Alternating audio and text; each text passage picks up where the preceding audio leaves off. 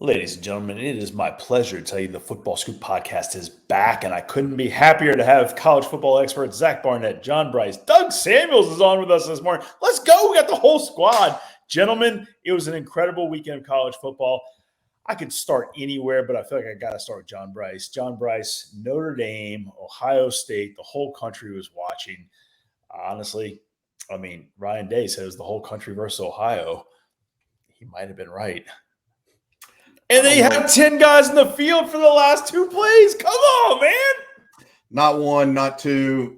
Scott, you'll remember this game because it was in your home environs. I was at the infamous Derek Dooley Tennessee LSU game in 2010 when the Vols quite literally had 13 men on the field to end the game and caused LSU to get an extra play.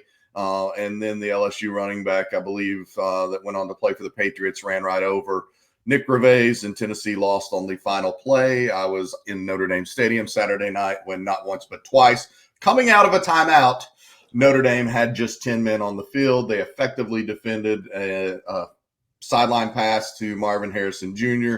That wasn't a very good throw. When you see replay of the 10 men final play, truly the final play, the kickoff and the pitch around was nothing. You see exactly where that 11th man should have been for Notre Dame.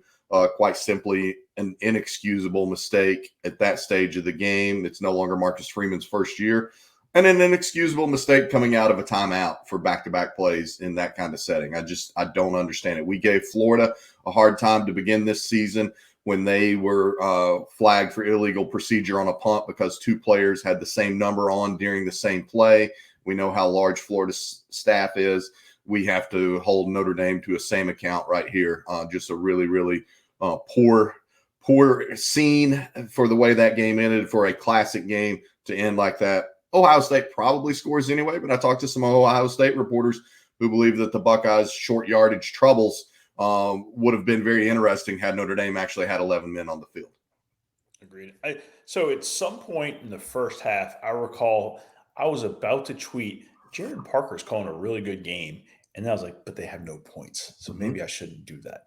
I thought Jared Parker had a nice little game plan. They just couldn't finish. Yeah, I thought the same. I thought that Parker was rolling it sometimes, and Notre Dame will look back. I feel like, to me, I've been asked about it a lot the last 48 hours. I feel like Notre Dame was the more whole, complete team, but Ohio State had 2 to 3 guys that could be playing in the NFL right now, and those 2 to 3 guys were the difference in the game, and that was Travion Henderson with his 61-yard run, Emeka Egbuka, and Marvin Harrison Jr. They both made some sensational catches. Travion had the game's single longest play with his 61-yard run where he slipped off the left edge, cut it outside, and outran everybody to the end zone. So, again, I do feel like Notre Dame won time of possession by 11 or almost 11 minutes. They did not turn the ball over. They dominated the first and fourth quarters particularly, but they didn't win the game. And that's because Ohio State had singular players make sensational plays in the moments that mattered. And to your point about not scoring any points, Notre Dame held the ball for a combined 19 and a half minutes in the first and fourth quarters, and they had almost 230 yards of offense and yet just 7 points to show for those 2 quarters combined. That's why Notre Dame lost the game, among the other reasons we've outlined. It was a great football game. We decided not to invite Marcus Freeman or Jared Parker on. We tried to get the best head coach in football on. So we got Doug Samuels. Doug, great to have you. Doug, I got a question for you, a tactical question. You're Notre Dame. You got like 1 second on the clock, whatever it is. You have one play. Kickoff goes out of bounds, I believe. They're 35. And I'm saying to myself, you gotta try and get pass interference to get 15 more yards, and then you got a shot to go to the end zone.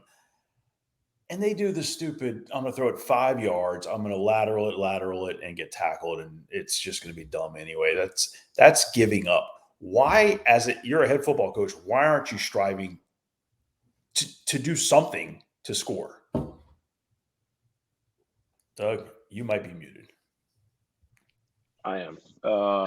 They had some announcements going on here at school, so I had to mute up. But if you think back to that play, they rushed 2 or 3 and dropped everyone else down within the 20-yard line, right? So it was a true Hail Mary prevent type deal, right? So if you think back a couple of years ago, Kevin Pulaski, when he was still a high school coach, they started doing some, they found that if you lateral the ball back 2 times, you like triple your chances of scoring or something like that, right? So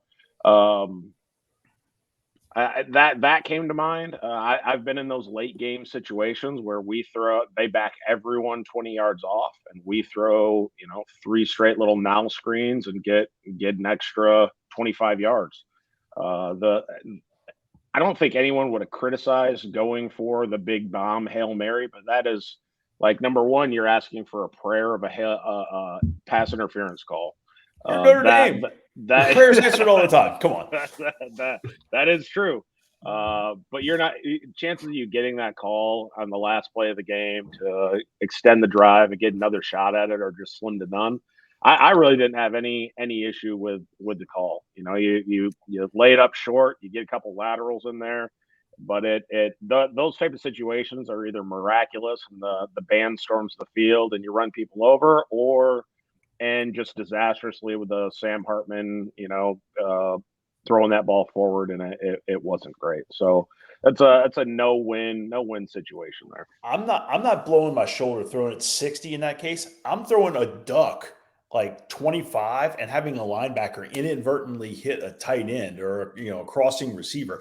I'm striving to get pass interference because I want to get 15 yards to have a chance to go 60 to the zone. JB? Here, my biggest issue with the lateral, and I've seen some of those studies or talked to coaches who have felt the same way, is that they can be effective. I think you have to be the fastest team for that lateral play to have a chance for true effectiveness.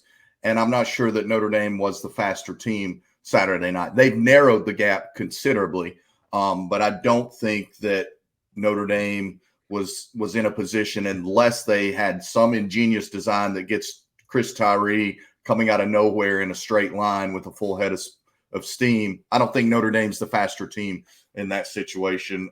And Sam Hartman is a 6-year quarterback who does have a very nice arm. So I would have rather seen a true Hail Mary type play in that situation. And then maybe you hope for a volleyball type play where you bat it back and you've got a guy coming up. But that play appeared doomed from the start. The words "no points" were uttered a few minutes ago, and it immediately made me think of Iowa. Penn State's defense? I mean, JB, what was your one bold prediction again? Can you remind me? I said Penn State could be a CFP representative from the Big Ten, if not maybe the lone CFP representative from the Big Ten. So I believe this is James Franklin's best team at Penn State. I could not agree more. I think they played lights out. The Hawkeyes managed just 4 first downs on the night, which matches the amount of turnovers they had after fumbling the ball 6 times. So it was a disaster for the Hawkeyes offense. I think they've got an opportunity to get back on track, but now they've got to dig themselves out of a shutout hole in order to strive for that 25 points per game mark. It's incredible. The entire country talks about that. I love it. Yeah. All right. All of America started off Florida State, Clemson. Good football game throughout. Actually, I thought it was a great football game, to be honest. Did anybody else have a chance to really spend time with that one? I watched it like almost the entire thing.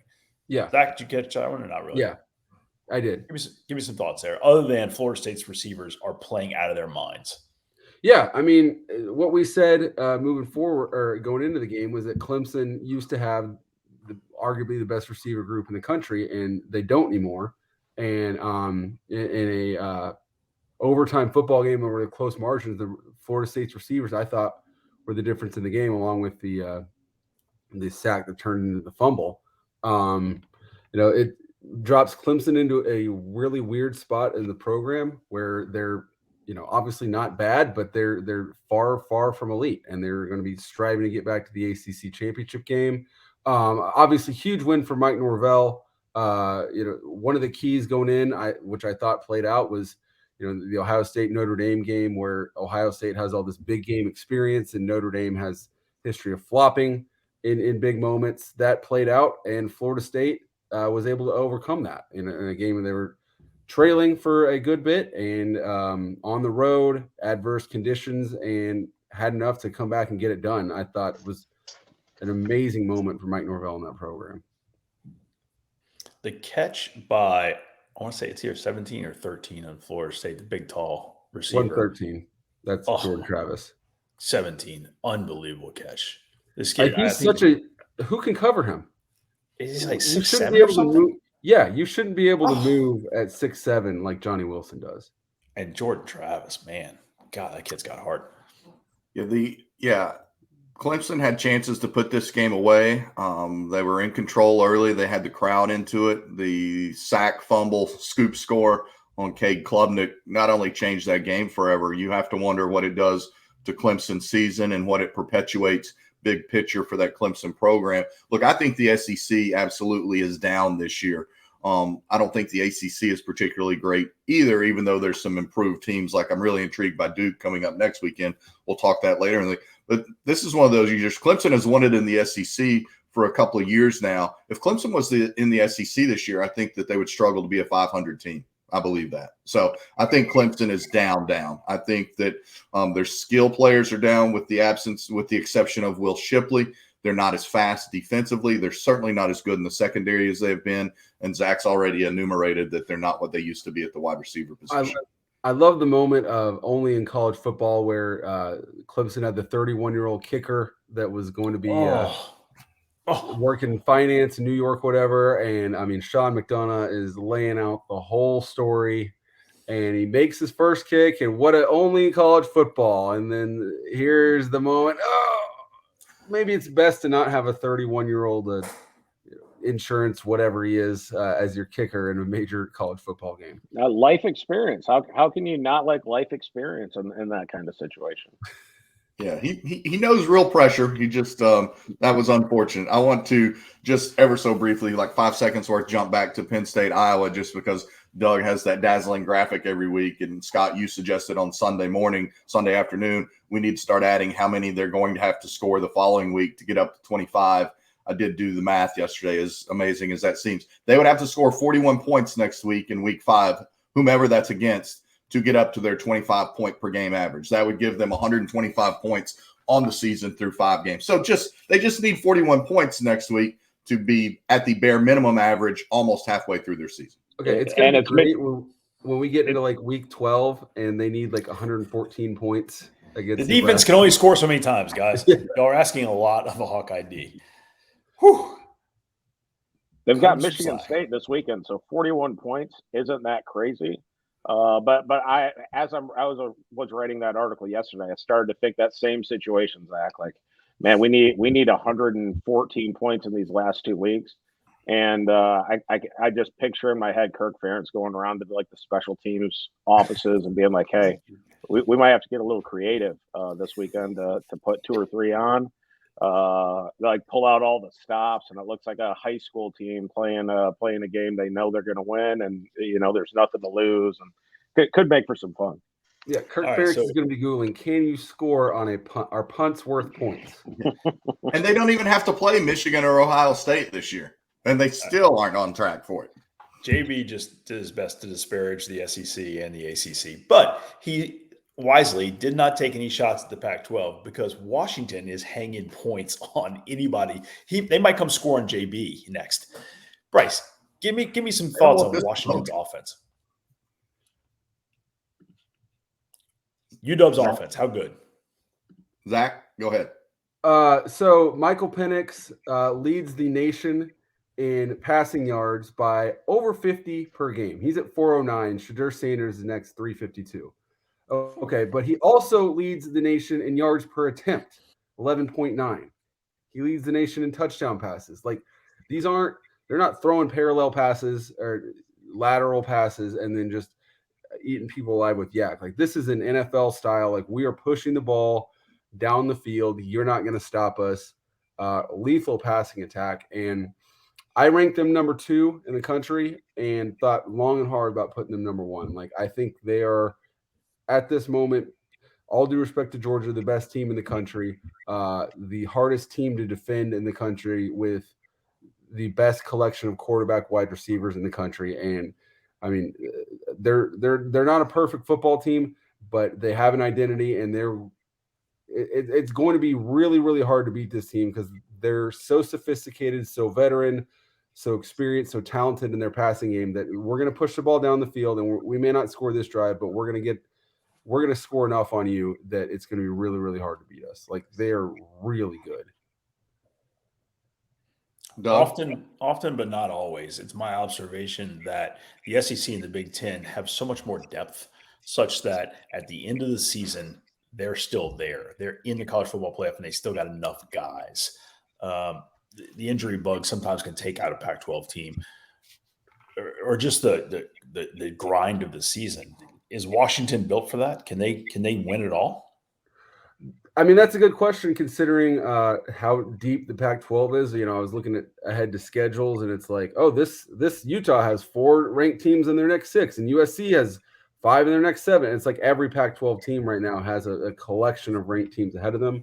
But I think as long as Penix stays healthy, as long as Rome Odunze, second leading receiver in the country, Jalen Polk, Jalen McMillan. I mean, they have 3 of the top 15 leading receivers in the country. Like, as long as those 4 guys stay healthy, it's going to be really tough to beat this.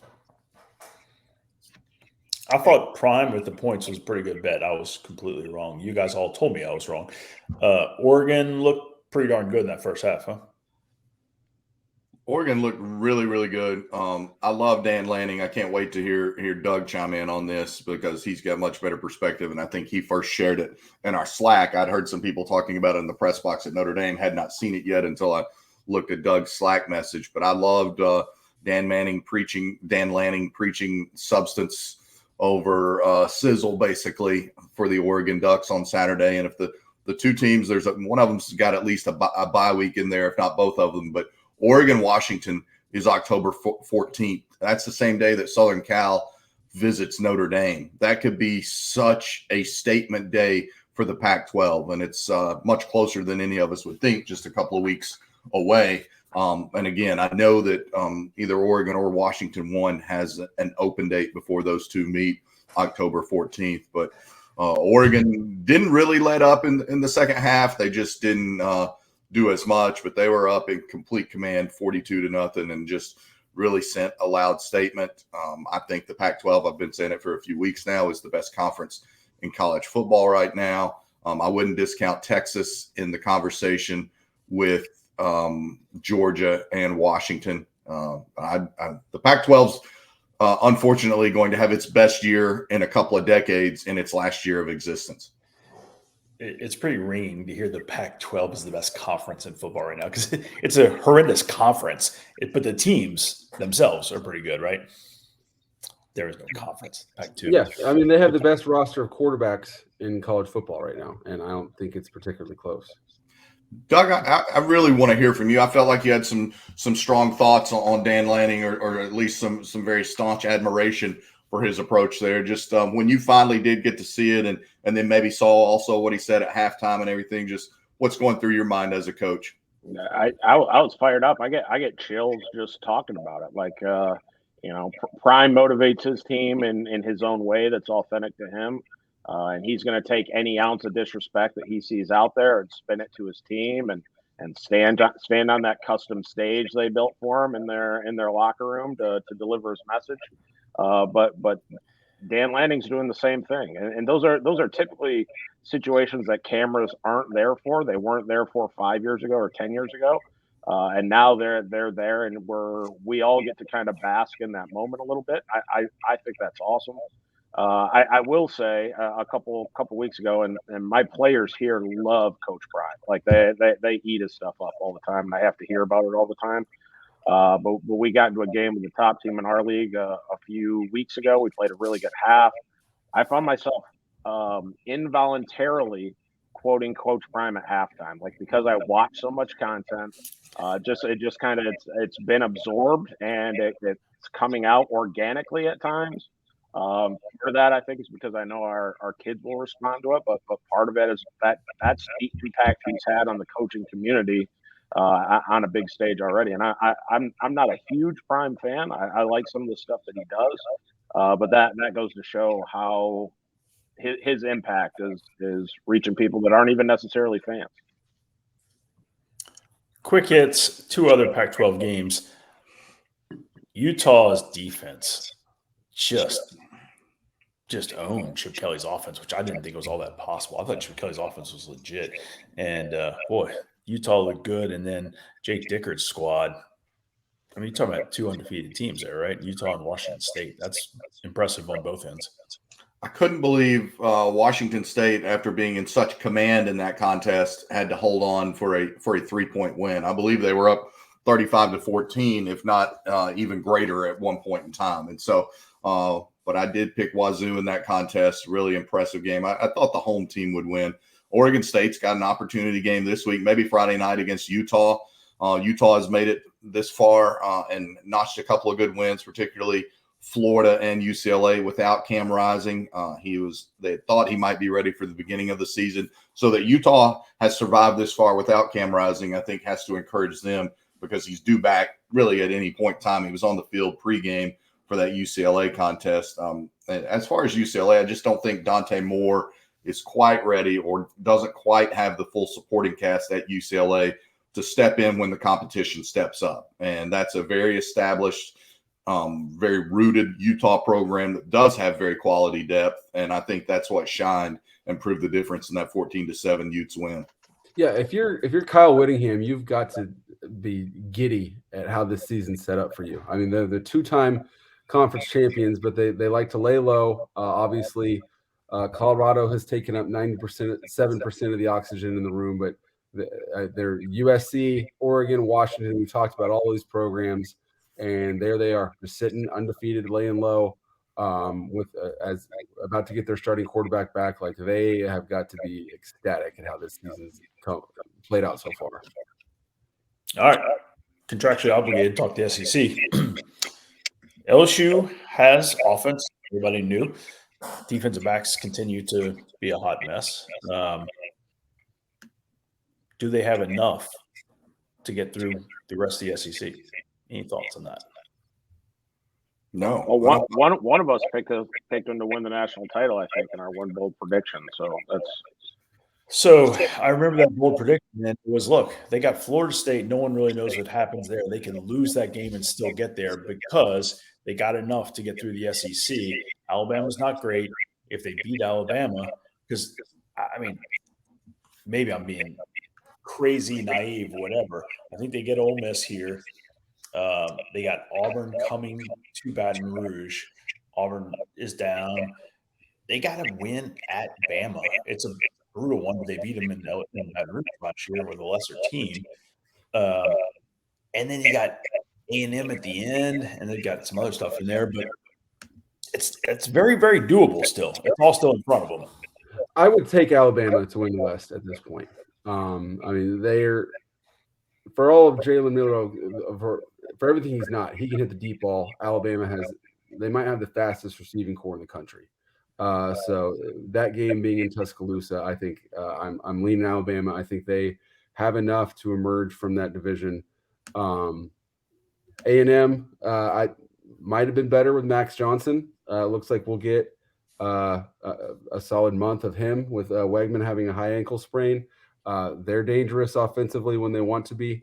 But then my thought coming from that LSU Arkansas game was,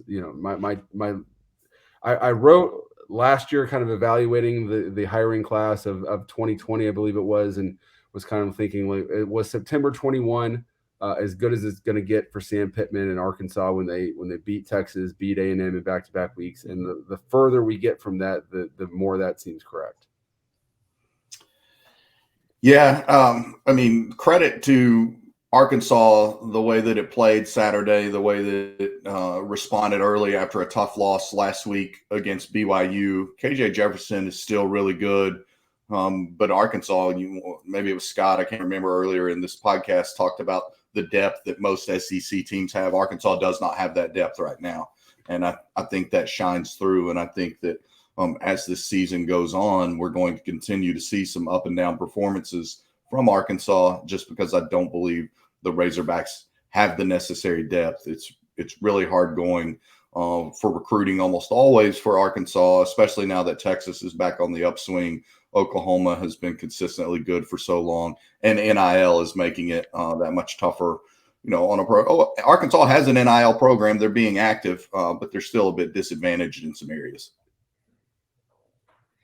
Well, that's one you wouldn't think that the Walton Family University would be disadvantaged, but I hear what you're saying.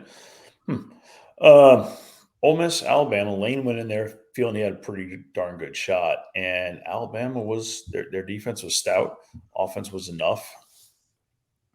I think that's going to be the formula for Alabama: stout defense, enough offense, and I think that'll be enough for them to win the division. And I saw the stat someone shared this weekend that Lane Kiffin is now 1-19 as head coach against teams that go on to win 9 games. And obviously Alabama's not there yet, but they're going to win 9 games. So, Lane, he can run over inferior competition, which, so far has included Georgia Tech and Tulane without Michael Pratt. But when they place equal competition or better competition, his team just consistently do not have enough to get it done. It's like you're not even going to mention Mercer. Dude, who are you? Okay, just an odd observation. Malik Neighbors for LSU, number 8, is fantastic. It seems to me, and maybe I'm wrong, every game in the first quarter, Malik Neighbors does something and he looks like he's terribly injured, but comes back and hangs 100. It's just a fascinating, odd thing that I noticed. All right, you mentioned him earlier. Duke has a special season going on, an incredible opportunity. Game day's coming, Notre Dame's coming to Durham. We watched Duke early in the season. I said, man, those guys look different. I reached out to a couple of guys on the staff, and they said, our summer program here was something unlike we've ever experienced. This is a different bunch of cats. They're stronger. They think their depth is legit. They think they have depth to make a huge run. We're going to see it for ourselves against Notre Dame. Any thoughts on Duke? I would just real quickly say I've watched them a couple of times, but watched them intently against Clemson early in the year. And yeah, it's only year 2 for Mike Elko. Duke, that was no fluke. Duke not only looked more physical, they looked more athletic than Clemson in that game. And then obviously Clemson, the established program, self-destructed, and Duke, year 2, game 1 under Mike Elko, did not self-destruct. That's what stood out to me, guys. It's going to be JB, you can answer this probably better than anybody, but if you're Notre Dame coming off the mat after an emotional, physical loss, going on the road to the biggest Duke home game maybe ever, is that going to help Notre Dame rally the troops and get off the mat emotionally, or is this would you rather be playing, at Wake Forest this week at a noon game? No, I think you would rather be playing the noon game. I think anytime you're the road team, you're hoping not to face a motivated team in its own stadium in a primetime night game, especially with all that's going on. So Notre Dame's a veteran team. Obviously, Sam Hartman has played at Duke before. Sam Hartman has played now like 53 games in college or something like that. And Notre Dame's got a couple of other 5th and 6th year graduate seniors on its defensive side of the ball. So they've been through a lot, but I'm not sure that Notre Dame has been through and needed to bounce back quite from anything like this. They can point to last year losing a tough one at Ohio State and turning around and losing at home to Marshall, and then finding a way to salvage their season and winning 9 out of 10 games going down the stretch, or 8 out of 10 and 9 out of 11, something like that. So they can point to what they did last year, but it's a tough scenario for a Notre Dame team that, quite frankly, I had Ohio State people telling me that they'd never played in a game that physical before, not against Michigan or anyone. And so for it to have been that physical of a game and to come out on the losing end, Doug would know. I don't know. I don't know how Marcus Freeman approaches this game or this week coming off that type of loss, coming off the 10 men on the field controversy. But I would love to hear Doug thoughts on it. Yeah. The more we talk about the Ohio State Notre Dame game, but before I get to those thoughts, number one, the thing I was most impressed with Notre Dame in that game was their edge rushers, their defensive ends. The Jean-Baptiste guy came up really big in some late game moments. I haven't seen a Notre Dame defensive line on the edge look that good in quite a little bit. I remember watching the Clemson Duke game to start the year, and David Cutcliffe is a heck of a coach, but the way that Mike Elko's squad was flying around on defense, like had some swagger, clearly had some confidence. And that goes right to what Scott said. Like their summer program had to have been unreal to hit a game that big with that much confidence to fly around and play like they did against Clemson was awesome. But rewinding back to that Notre Dame Ohio State game, the thing that I haven't been able to get out of my mind since Saturday is Ryan Day wants to puff out his chest and say how physical we are after scoring against a team with 10 players on the field, barely in the last play. But not the drive that they had before that. They faced a 4th and 1. JB, I may be wrong. They faced a 4th and 1, and what did they do? They ran wide. Or yeah, no, they ran a little jet sweep. Jet sweep. So if you're that confident that your team's tough, you run it when everyone in the stadium knows you're going to run it, where you're going to run it, and then you say, "Hey, we're really physical." Not at the end of the game after you have 2 plays from the 1 and you barely score against a team with 10 players on the field. That that just doesn't add up to me. I'm so glad you brought that up, Doug, because I watching it live, I was like, okay, 4th and 1. As far as we know, Ohio State's last best chance, and they run wide and don't get there. And I mean, thinking in my head, this is why people call Ohio State soft. And obviously, we didn't know what was ahead of us, but I thought that was such a massive moment in that game that now has since been forgotten and not brought up until minute 32 of this podcast. I thought the offensive clock management from Notre Dame wasn't great either. No, it was not. No, and real quickly, Doug, to your point, Notre Dame had also in the first half stymied Ohio State on 4th and goal from the 1, and Ohio State had that starting 2nd and goal from the 1, and Notre Dame shut them down 3 consecutive plays from the 1-yard line. So, I mean, Notre Dame's red zone defense had been really good until it gave up 3rd and 19. There at the end of the game, and also had given up a 4th and 7 closer to midfield at the end of the game. I thought Notre Dame's clock management in that 4-minute possession, after they had 2 really nice play calls. I love coming off the 11 and throwing out wide to Rico Flores, showing your trust in Sam Hartman to give yourself some breathing room, because you didn't want Bryce McPherson, your first-year punter, punting out of his end zone if you just ran it 4 straight times from the 11 or 3 straight times from the 11. So I like that, but they started with a 16-yard pass, and then they got a 12-yard run from Audric Estime, so they're out to like the 38. Then Sam Hartman, I still don't know what happened on first down, lost 5 yards. I thought the drive completely fizzled there. In a lot of ways, that's where Notre Dame began to lose the game. Not the first 2 plays of that series, but the third first down on their final full possession is when Notre Dame started to lose that game and started to lose their edge in clock management. And then didn't they run a bad pass play or something? They ran a screen that the video shows the screen is absolutely open, and 44. Oh, yes, it was. Yep. 44 for Ohio State just made a terrific, once again, an NFL player making an NFL play. It was actually a great play call. Ohio State brought the blitz, and if he gets that, it's a big play. And dude sniffed it out big time. Yep. Yeah, he did. I forget it. He's Tua Molo or something like that. 44. Yeah, I just can't get over one last thing on this game. The history of Notre Dame, the wake up the echoes that JB said it was the biggest atmosphere since the 05 USC game, and they lose the game on the same end zone, the same hash mark as the Bush push game, and kind of that game. Reggie Bush pushed Matt Leinart in the end zone. This time it was the reverse of Kyle McCord riding Chip Trainium into the end zone, but pretty much the exact same spot. It's just, if you're a Notre Dame fan, I don't know how you wake up Sunday morning. I think we have an incredible college football season yet to play out. We didn't even talk about Oklahoma, North Carolina, Miami are all undefeated. I mean, there's a bunch of just great teams out there. I don't know if those 3 are great, but it's a bunch of great football ahead of us. We are the Football Scoop staff. It's great chatting with you guys. We'll be back later this week looking at weeks ahead.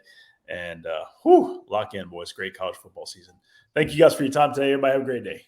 Bye-bye.